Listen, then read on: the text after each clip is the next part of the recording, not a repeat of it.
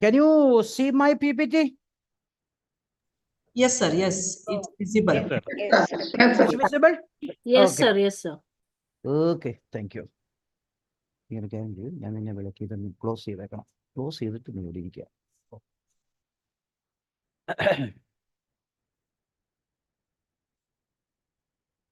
So, firstly, we shall explain the meaning of the term hypothesis. So, what is the need for hypothesis in social science research? In scientific research, everything is done in laboratory research, experimental research. So, for example, H2O, 2 molecule of hydrogen and 1 molecule of oxygen, that will give water. If you conduct that experiment in Kerala or in Karnataka or in outside India, the output will be the same. H2O, 2 molecule of oxygen, 1 molecule of 2 molecule of hydrogen and 1 molecule of oxygen. But when we take a topic of HR, job satisfaction of employees of public sector and private sector banks, if we take that particular topic in Kerala, we have applied a particular methodology. And when we take that particular topic in Karnataka or Andhra, the methodology is different. So, in that particular topic, one phenomenon is affected by another phenomena. One factor is affected by another factor. There is a network of relationship among variables. Chain of relationship among variables. And the relationship established by a researcher in Kerala is entirely different from the relationship established by another researcher in Karnataka, Andhra, or anywhere in India, or sometimes outside India. The variable may be identified through literature review. If you review as many as literature as available, you can have more variable classified them into dependent and independent. Therefore, in social science research, the relationship between variable, chain of relationship, network of relationship, such a relationship are very, very vital in social science research. And we want to prove such a relationship with the data. So data has been collected only for proving the relationship, assumed relationship. That assumed relationship is called a hypothesis. But nowhere in scientific research we have hypothesis. In scientific research, the output is the natural truth, the scientific truth. It can be verified by conducting the same experiment n number of times, but output will be the same. But in social science research, especially in commerce and management research, we have assumed relationship. The assumed relationship may be tested with the data by application of certain statistical methods. Then we accept or reject the assumed relationship. So that is the relevance of hypothesis in social science research. And that hypothesis may not be seen in scientific research. See, what is the meaning of the term hypothesis? A predictive statement. Hypothesis is a predictive statement that stands to be validated. So what is a predictive statement? A predictive statement about the solution to the research problem. Research starts with a problem. We have a concrete problem for starting a research. That is why problem identification is a very important step in research. And the hypothesis means assumed solution to the research problem. Tentative solution to the research problem. But when we talk about the meaning of the term hypothesis practically, Hypothesis is an assumed relationship between dependent variable and independent variable, otherwise called statistical hypothesis. In every hypothesis, we can see the assumed relationship between dependent variable and independent variable. That means when you formulate a hypothesis based on literature review and the variable you identified, there must be the relationship between dependent variable and independent variable. Through literature review, you may have many variables, classified them into dependent and independent. Then you try to establish a relation between dependent variable and independent variable. The assumed relationship between dependent variable and independent variable is called a hypothesis. If that particular relationship is not seen, there will not be a hypothesis. It is only a statement. When there is a hypothesis formulated, there must be assumed relationship between dependent variable and independent variable. In every hypothesis, that relationship must be there. And that relationship has to be proved with the data. Then we can say that this is a testing of hypothesis. The after effect is either we accept the hypothesis or reject the hypothesis. These are the three perfect examples of hypothesis. What is the first hypothesis? There is no dependence between the income of an individual and the purchasing behavior. The purchasing behavior is basically the dependent variable, which is influenced by income of an individual. This is an independent variable. So in that particular hypothesis, we want to prove the dependence. We want to test the dependence. Dependence between the income of an individual and the purchasing behavior. Purchasing behavior is the dependent variable. Income of an individual is the independent variable. What is the next hypothesis? There is no significant variation in the satisfaction level of the customers of different area. Maybe urban, semi-urban, rural, different area. We want to test the variation of what? Of satisfaction level of customers. So customer satisfaction is basically the dependent variable, and the different areas are the independent variable. What about the third hypothesis? Brand equity is independent of the customer satisfaction, customer trust, and customer loyalty. Brand equity is the independent of customer satisfaction, customer trust, and customer loyalty. Which means brand equity is the outcome of three variables: customer satisfaction, customer trust, and customer loyalty. Therefore, the brand equity is dependent variable, customer satisfaction, customer trust, and customer loyalty. These are the independent variables. So we can say that the hypothesis is the assumed relationship between dependent variable and independent variable, and that assumed relationship must be tested with the appropriate statistical technique.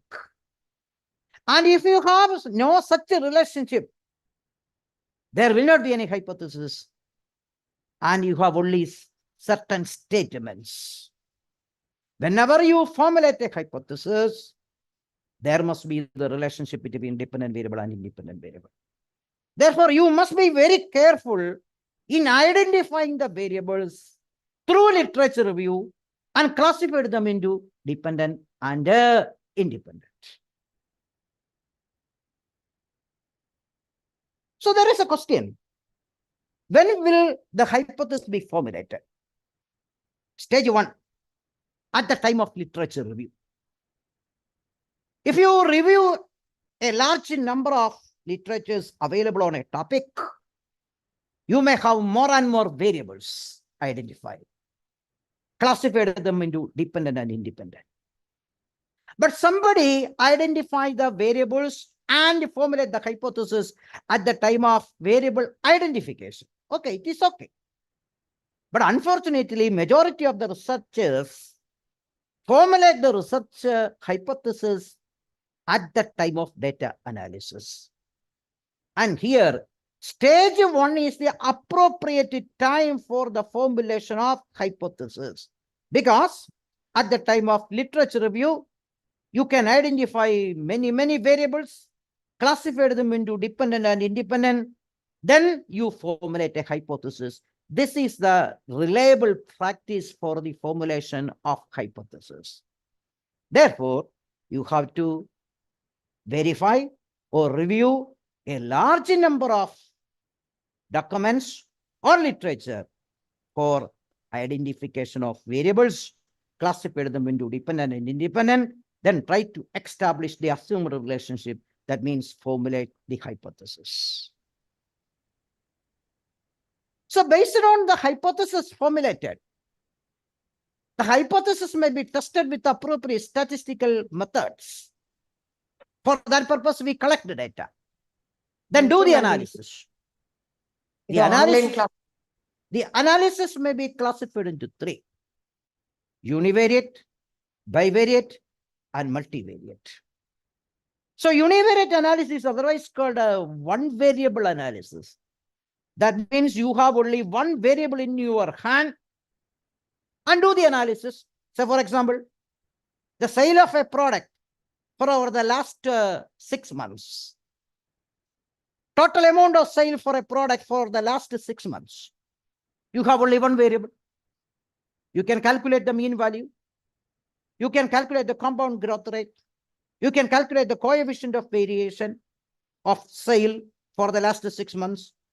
So this is only a univariate analysis because you have only one variable in your hand. Bivariate analysis is something different. Bivariate analysis means two variable analysis. One must be dependent, another must be independent. That means in bivariate analysis, there must be the relationship between dependent and independent, and we have one dependent, one independent. That is why it is called a bivariate analysis. But the multivariate analysis is something different. One dependent, which is influenced by more than one independent variable. So multivariate analysis are those analyses in which we have one dependent and more than one independent variables. So what are the base of data analysis? What is the need for data analysis? We want to prove the dependence between two variables, dependence between dependent variable and independent variable, variation of dependent variable in terms of another independent variable. And sometimes we want to create certain groups in the population. So there is grouping. So three objectives of data analysis: to prove the dependence between two variables, to test the variation of dependent variable in terms of independent variable, and to create certain groups in the population. So these are the three main objectives of data analysis. See this matrix. Univariate analysis. We have the sale of a particular commodity for the last 6 years, starting from 2017 to 2022. In 2017, the total amount of sales, 50 lakhs, 1873 lakhs, 1973 lakhs, 2020, the total sale, 100 lakhs, 2021, 111 lakhs, and 2022, 125 lakhs. We have only one variable. And that can be collected, the data can be collected for the last 6 years, starting from 2017 to 2022. Against this variable, we can apply descriptive statistics like mean, median, mode, standard deviation, and the coefficient of variation. So this is a perfect example for a univariate analysis. What about bivariate? Demand for the commodity for over the last 5 years, starting from 2018 to 2022.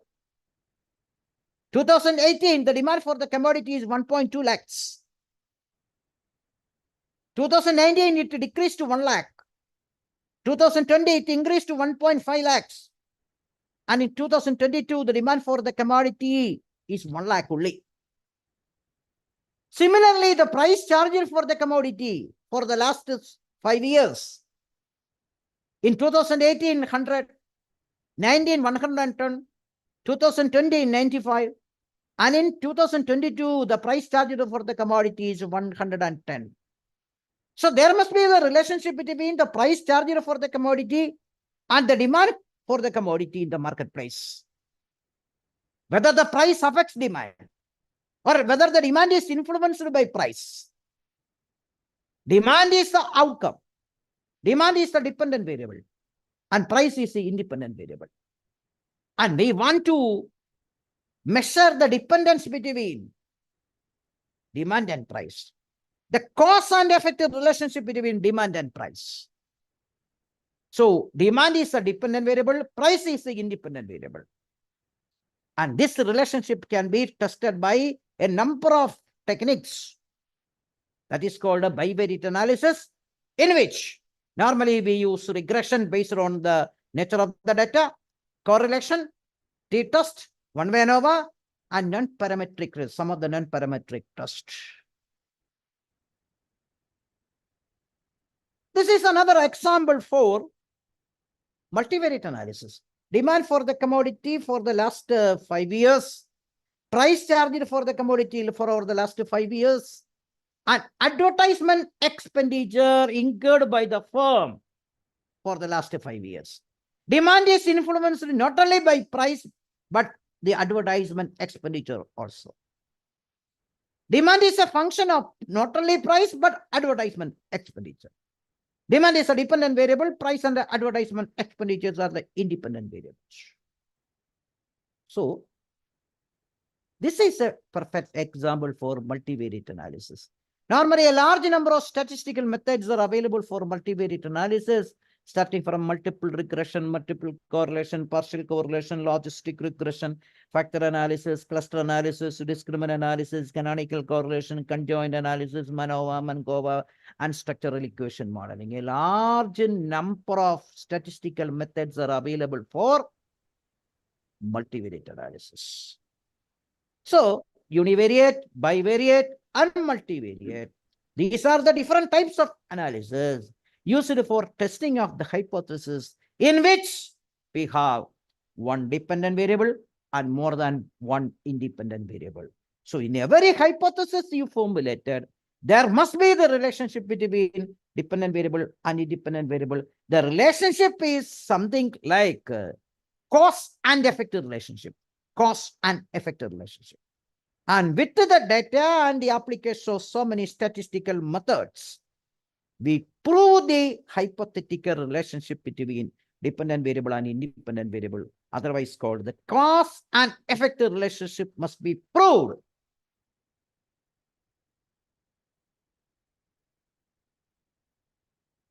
Again, before going to the testing of the hypothesis with appropriate statistical method,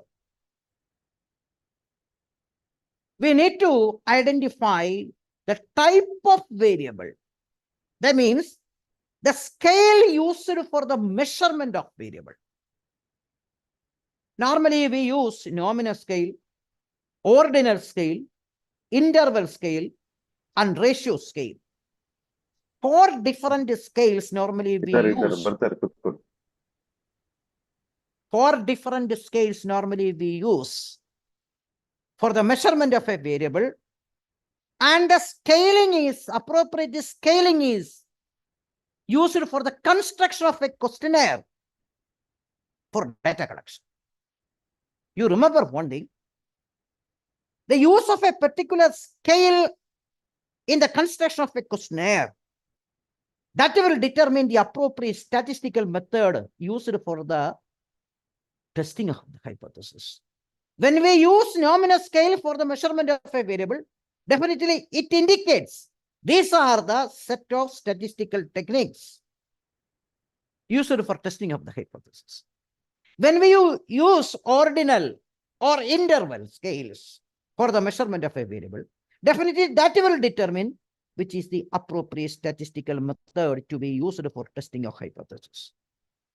So that is why scaling and measurement, or measurement and scaling. This is a very important module in research methodology. Please mute your mic. Please. Dear participants, please mute your mic. So these are the 4 different scales normally used in social science research: nominal, ordinal, and interval. But when we talk about the ratio analysis, the ratio scaling, ratio scale is normally used in agriculture and medical research. Normally used in agriculture and medical research. But in social science, especially commerce and management, we use nominal scale, ordinal scale, and interval scale for the measurement of a variable.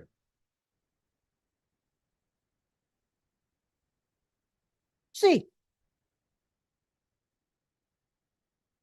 this is a model.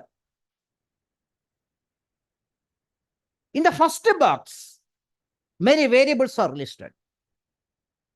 Bad environment and climate in hospital, not peaceful ambience in hospital, emotional nature of work, impossible time management, no job clarity, no job control, more number of patients, negative reactions of family for long hours, emergency and unexpected work, no job sharing, lack of teamwork, rigid social norms and customs, lack of confidence, fear of criticism, communication problem. These are a set of variables which affects the working pattern of doctors in hospitals. See, what is the work-life balance of doctors in hospital? We want to measure the work-life balance of or work-life conflict of doctors in hospital. These are the set of variables which affects the working conditions of doctors in hospital. Bad environment and climate in hospital, not peaceful ambience in hospital, emotional nature of work, impossible time management, no job clarity, no job control, more number of patients, negative reactions of family for long hours, emergency and unexpected work, no job sharing, lack of teamwork, rigid social norms and customs, lack of confidence, fear of criticism, communication problem. These are a set of variables which creates mental exhaustion and physical exhaustion among the practicing doctors in hospital. So the first box contains a number of independent variables which clearly affects mental exhaustion and physical exhaustion. So mental exhaustion and physical exhaustion, 2 dependent variables which are influenced by a set of independent variables listed in the first box. In the first box, we have a set of independent variables which affect mental exhaustion and physical exhaustion. There is a cause and effect relationship. Again, mental exhaustion and physical exhaustion affects job stress. Job stress is influenced by mental exhaustion and physical exhaustion. Here, mental exhaustion and physical exhaustion, once these 2 are the dependent variable, it became independent variables for job stress, because job stress is a dependent variable here. Again, job stress will become the independent variable for job burnout. Job burnout is influenced by job stress. Job burnout will lead to work-life imbalance and family life imbalance, and both are connected to each other. So there is a network of relationship, chain of relationship among variables, and already we classified as dependent and independent. Based on such a classification, we create a chain of relationship, network of relationship. This is called a theoretical model. In each path, definitely we may have many hypotheses. What is the influence of first box in the second box? Mental exhaustion and physical exhaustion are influenced by a large number of variables put in the first box. Similarly, mental exhaustion and physical exhaustion will lead to job stress. So there is another relation. Job stress is dependent on mental exhaustion and physical exhaustion. Job stress and job burnout. Job burnout is influenced by job stress. Job burnout will leads to work-life imbalance and family life imbalance. These two are connected each other. So in this theoretical model developed by identifying a large number of variables through literature review and classified into dependent and independent, then we construct a model theoretically. Then we want to prove the validity of this model, whether this model is valid or not. And for that purpose, we collect data, then do the analysis with the appropriate statistical method. Here, the appropriate statistical method is called structural equation modeling, otherwise called sum, otherwise called path analysis. See, how many paths here? First box to second path, there is a path. Second box to third box, there is a path. Third box, job stress and job burnout, another path. Job burnout to work-life imbalance, another path. And job burnout to family life imbalance, another path. Then two paths connected each other, work-life imbalance and family life imbalance. Suppose, if you identify a new variable through reviewing another literature, when a new literature comes, you identify a new variable and included in this model by an arrow. Then the model is changed. The validity of the model and the hypothesis formulated for establishing the relationship in that particular model is also changed. So try to review as many as literature available for identification of a large number of variables, classified them into dependent and independent. Then you construct a model. The model must be validated by using structural equation modeling, some otherwise called a path analysis.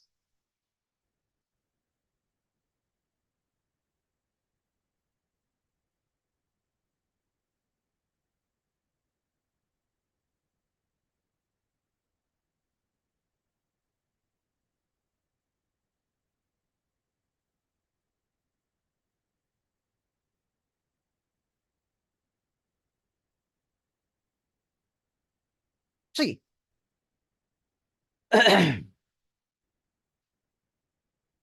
this is a questionnaire for measuring the work-life balance of women gynecologists. Work-life balance of women gynecologists. This is a topic related to HR. And for the completion of this particular PhD topic, an interview schedule is prepared and I conduct a survey among women gynecologists in Kerala. So in this questionnaire, you just see how to use different scale for the measurement of a variable. I have already mentioned we have nominal scale, ordinal scale, interval scale for the measurement of variable in commerce and management research. At the same time, we have ratio scale normally used in agricultural research and medical research. The reason is that in Kashmir and Shimla during winter season, the temperature is -5. Do you believe that? The temperature -5 means no temperature. Even in -5, there may be temperature. So that is why this type of scaling, ratio scaling, is normally used in agricultural and medical research. But in social science research, the common scale used for the measurement of a variable is nominal, ordinal, and interval. Please come to this questionnaire. First question, name. There is no need for analyzing the name of the respondent. There is no need for analyzing the name of the respondents who furnished data. Second variable is age. Classification of age. What is the first classification? Classification means grouping. Below 25, 25 to 35, 36 to 45, 46 to 55, above 55. We have 5 classifications. 5 classifications. So, the scale used is nominal. The scale used is nominal. So, nominal scale indicate how many categories are included in the population. Otherwise called categorical variable. Categorical variable. So, nominal scale variables are otherwise called categorical variable. Similarly, question number 3. Qualification. How many classification? The gynecologists are classified into 3 based on literature review. The first classification, those gynecologists who passed MBBS with the gynecology. Second category, MBBS with the gynecology and obstetrics. Third category, MBBS with the gynecology and pediatrics. So 3 categories are there. Again, nominal scale. Number of years of experience, less than 5, first category. 5 to 10, another category. 10 to 15, another category. 16 to 20, another category. And the last category, above 20. How many institutions you have worked so far? Those gynecologists who have worked only 1 institution, 2 institution, 3 institution, more than 3. So again, classification, nominal scale. Likewise, up to question number 18. 18 first part. 18 first part. Yes or no? Yes or no means dichotomous effect. 2 groups are there. Those respondents who says yes, first group. Those respondents who says no, another group. So for the dichotomous variable, we have only 2 groups. Yes or no? And the second part of that question, number 18. Second part of that question, number 18. If you have any discomfort, please rank the following reasons. That particular question has any multiple answers.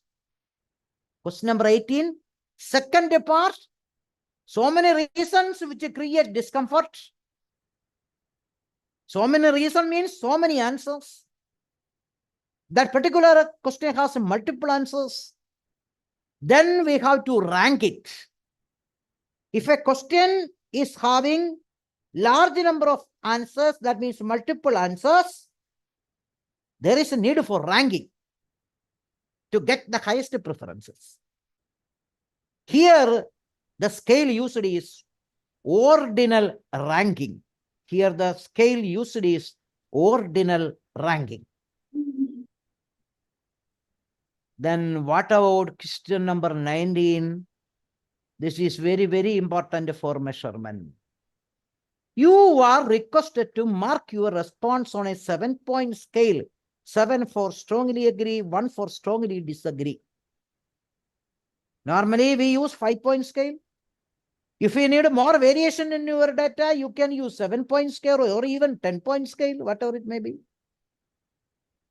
So here, I use 7-point scale for the measurement of certain variables, which affects work-life imbalance.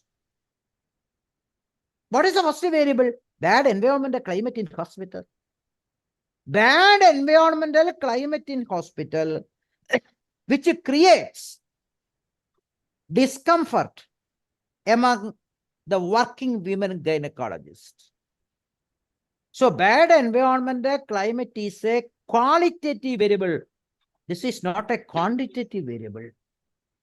So qualitative variables are those variables which cannot be expressed numerically. So for example, Share price of a company today in the stock exchange. The price of share of a company in stock exchange today. We can express this numerically. Then the salary earned by an employee in a particular month. We can express this numerically. What is your height? What is your weight? That can be expressed numerically. But can you explain your satisfaction numerically? Can you express your attitude numerically? Can you express your perception numerically? No. So these are the qualitative variables that cannot be measured numerically. Qualitative variables are those variables that cannot be expressed numerically. But quantitative variables are those variables that can be expressed numerically. So here, the bad environment, the climate in hospital, this is a qualitative variable. Theory says that in no way that can be expressed numerically. Theory says like that. But when we collect data relating to this qualitative variable, we can express this numerically. Otherwise, we can't do the analysis. Data analysis means we have certain figures. Information furnished by the respondents may be expressed numerically, then only we can do the data analysis. Data means figures. We analyze the figures. So bad environment, climate in hospital, the qualitative variable that must be expressed numerically. What theory says that qualitative variable cannot be expressed numerically, but it must be in numerical terms. So for that purpose, we use interval scale. We use interval scale. So interval scale is a particular type of scale used for the measurement of qualitative variable. How to use this interval scale for the measurement of a qualitative variable? There is a question. See, bad environment, climate is the hospital is a qualitative variable that can be measured by using 4 statements. The response may be obtained. The response may be obtained on a 7-point scale basis. 7 for strongly agree, 1 for strongly disagree.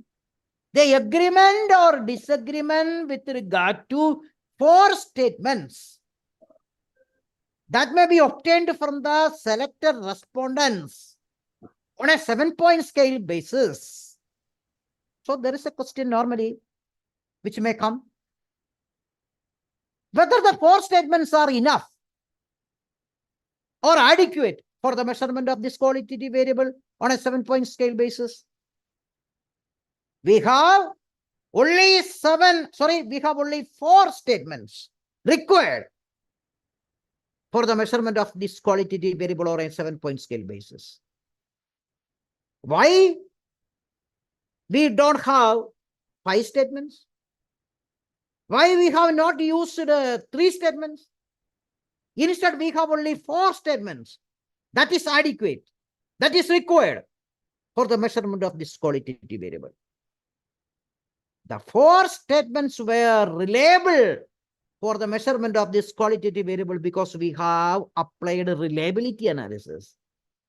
The reliability analysis will indicate as many as statements are necessary for the measurement of a qualitative variable. So that is why in this situation, we will apply reliability analysis and fix adequate number of statements for the measurement of a qualitative variable by using interval scale. Response may be obtained on 7-point scale basis. So this is the way in which a number of statements shall be fixed for the measurement of a qualitative variable, either using 5-point scale or 7-point scale or 10-point scale. See, what is the second variable? No peaceful ambience in hospital, emotional nature of work, impossible time management, no job clarity, no job control, more number of patients, negative reactions of family for long hours of working, emergency and unexpected work, no job sharing, lack of teamwork, rigid social norms and customs, lack of confidence, fear of criticism, communication problem, mental exhaustion, physical exhaustion, job stress, job burnout. Finally, all these indicate work-life imbalance, otherwise called work-life conflict, family life imbalance, otherwise called a family life conflict. So when you construct a questionnaire for collection of data or an interview schedule for the collection of data, the different scales are used judiciously so that how a particular scale is used, that will determine the appropriate statistical techniques to be used or applied for testing a hypothesis. So that is why the construction of a questionnaire is very, very, very important in social science research. It requires almost 1 year to complete a very, very valuable document like a questionnaire. And in that questionnaire, list of questions are to be listed scientifically by using different scales judiciously, and how a particular scale is used for the measurement of a variable in the questionnaire, which will determine which is the appropriate statistical techniques to be applied. So this is the way in which we can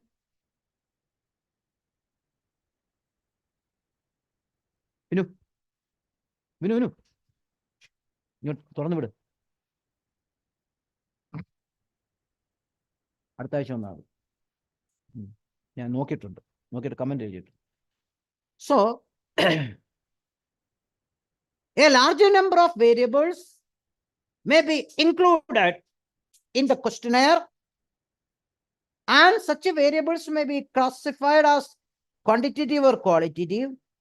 If we have qualitative variable that can be measured by using interval scale, then we will have a network of relationship, chain of relationship among certain variable, and that must be tested. The relationship must be tested with the appropriate statistical techniques.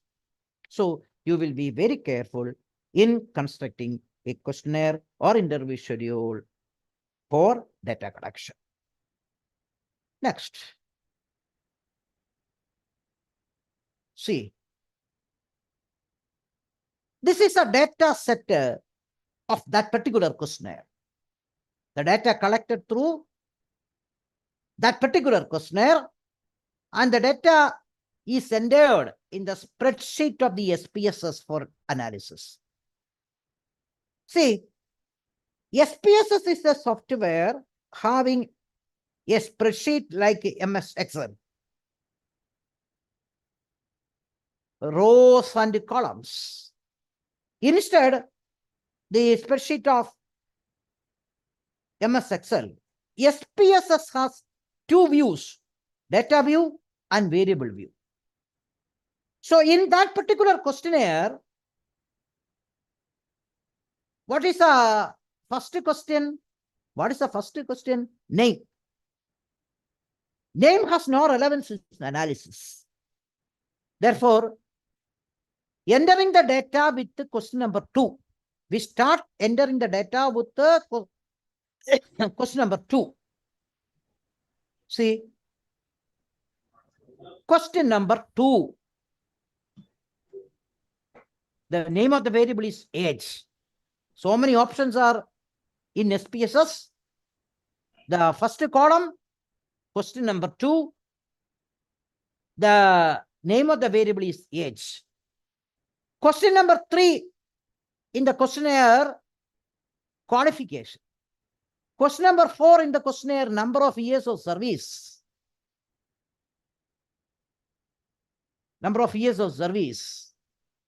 Question number 5, how many institutions you have worked so far. Question number 7, monthly income. You just observe this questionnaire. Question number 2, age. Question number 3, qualification. Question number 4, number of years of experience.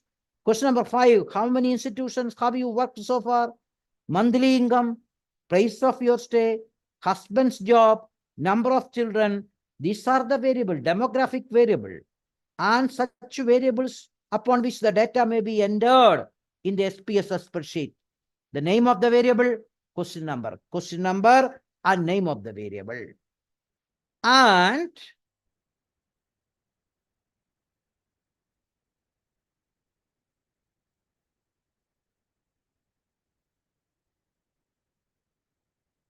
in that particular spreadsheet measures nominal scale, ordinal scale, interval scale.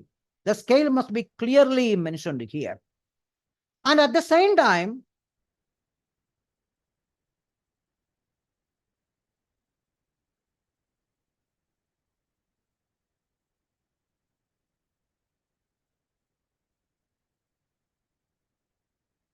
we have certain values for entering the nominal scale variable because we have many categories. Nominal scale variable, categorical variable. So the category must be clearly coded here. Category. See, 1 below 25, 2 25 to 35, 3 36 to 45, 4 46 to 55, 5 above 55. So the category must be clearly coded and entered in the spreadsheet. In the data view, the first questionnaire, the first respondent, his age is 5. Age 5 means what? Above 55. And question number 3, his response is 3. 3 means what? Question number 3, qualification. The 3 response means the third category, MBBS with gynecology and pediatrics. So this is the way in which we enter the data in the spreadsheet of SPSS software. The spreadsheet is having 2 view, data view and variable view. Then we come to the formulation of a hypothesis based on the different variable included in the questionnaire.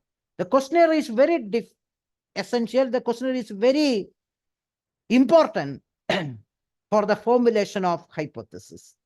See, question number 17 and question number 12, 2 variables here. Question number 12 and question number 17. First in question number 12, type of hospital. Type of hospital means government and private. Normally in every state we have 2 types of hospital, government hospital and private hospital. Question number 17, number of transfers in your service. How many transfers you got in your service? How many classification? No transfer, 1 transfer, 2 transfer, 3 transfer, more than 3 transfer in the working life. So, can you build a relationship between, or can you formulate a relationship between question number 2 and question number 17?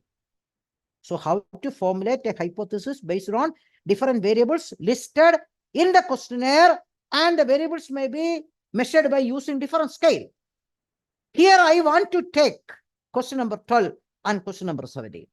What is question number 12? Type of hospital, having 2 groups, government, private. Government hospital, private hospital, 2 groups. Question number 17, number of transfers in your service. We have 5 groups. Those gynecologists who are having no transfer in their working life. Those gynecologists who have 1 transfer only. Those gynecologists who got 2 transfers, 3 transfers, more than 3. So question number 12 has 2 groups. Question number 17 has 5 groups. Question number 12 and question number 17, these 2 variables are in nominal scale, otherwise called categorical scale. So here I formulate a hypothesis. This hypothesis is like this. There is no relationship between type of hospital and the number of transfers in service, in the entire service. There is no significant relationship between type of hospital and number of transfers in the entire service. Normally, when we formulate a hypothesis, there is a word we include no. The word no means this is a null hypothesis. The relationship expressed negatively. That means we have no relationship between dependent variable and independent variable. Then we test it and want to reject such a hypothesis. That means we have to accept the alternative hypothesis. Alternative hypothesis means positive hypothesis. Positive hypothesis means the relationship expressed positively. We want to get a stronger relation. That means we have to reject the null hypothesis. So normally, when we formulate a hypothesis, there must be a null hypothesis to start with. What is the null hypothesis here? Question number 12 and question number 17, these two variables have no relation. So the hypothesis is like this. There is no significant relation or association or dependence between question number 12, that means the type of hospital, and question number 17, number of transfers in your service. So this is the hypothesis we can formulate with the question number 12 and question number 17. So these two variables are in nominal scale. Therefore, the relationship is nominal to nominal. The relationship is nominal to nominal. Then how to test it? What is the nature of the relationship? Nominal to nominal. Why? Question number 12 has 2 categories. Question number 17 has 5 categories. So nominal to nominal relation, and that relationship must be proved or validated. That hypothesis is trusted with the appropriate statistical method.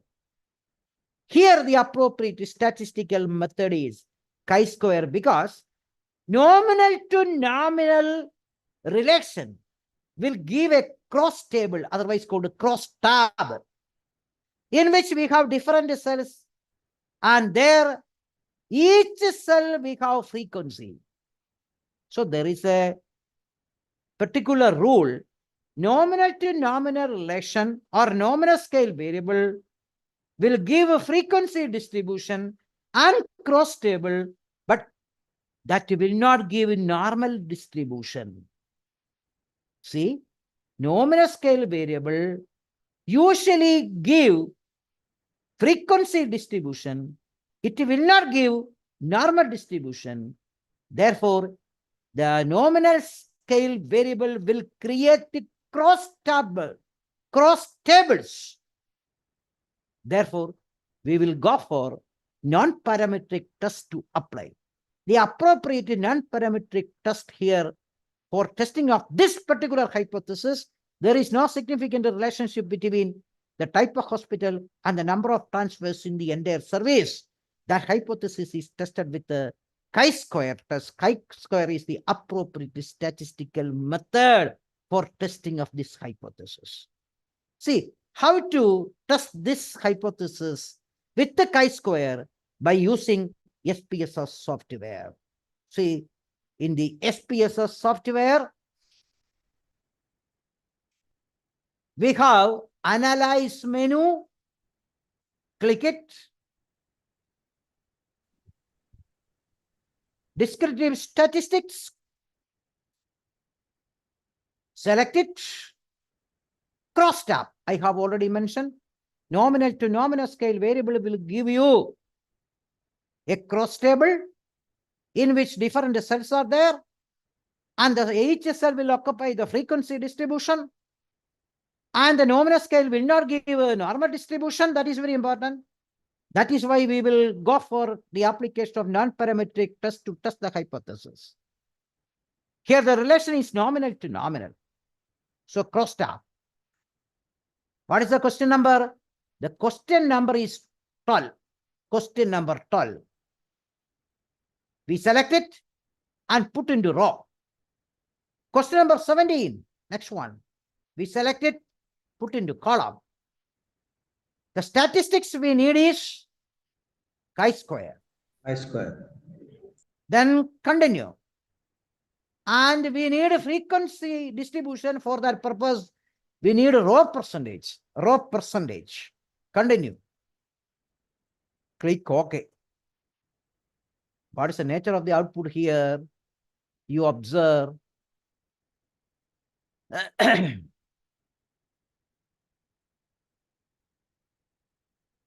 340N. 340 means the sample size. Our sample size 340. And type of hospital, question number 12.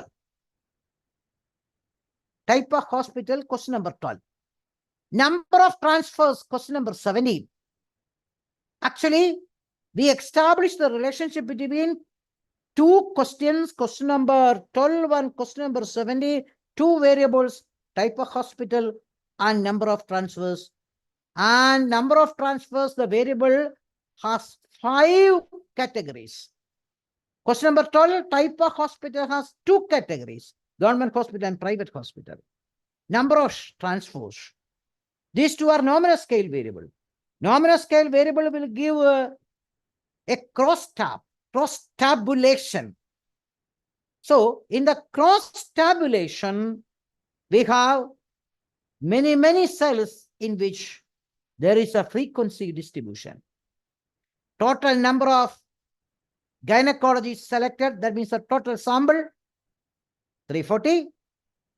And out of the 340, 210 were working in private hospital, 130 were working in government hospital, 110 are no transfers in their service, 73 are having 1 transfers, and 2 transfers, 108 gynecologists, 3 transfer, only 3, and more than 3 transfers.